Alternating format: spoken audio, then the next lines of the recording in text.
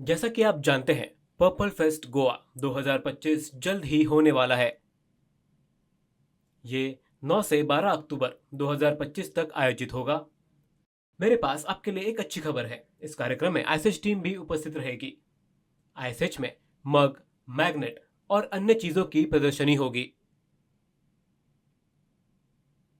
Stall पर ISH मनोरंजक प्रतिस्पर्धी खेल भी होंगे। विजेताओं को पुरस्कृत भी किया जाएगा। इनाम सरप्राइज होंगे। रोमांचक है ना? पर्पल फेस्ट एक बड़ा उत्सव है और इसमें भाग लेना आसान नहीं है। आप पर्पल फेस्ट ऐप डाउनलोड कर सकते हैं। सबसे पहले पंजीकरण करें और फिर ऐप खोलें। इसके बाद 9 से 12 अक्टूबर के बीच अपनी पसंदीदा तारीख चुनें। आईएसएच खोजें, उस पर क्लिक करें और ऐप आपको स्थान दिखाएगा। आईएसएच में कई खेल भी आयोजित होंगे। आप उन्हें यहां देख सकते हैं।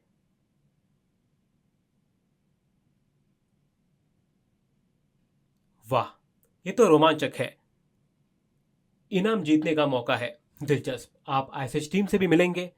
हमसे मिलना, बातचीत करना और हमारे स्टॉल पर आना न भूलें। जल्दी बुक करें। अरे, क्या आपने अपना पर्पल फेस्ट रजिस्ट्रेशन पूरा कर लिया है?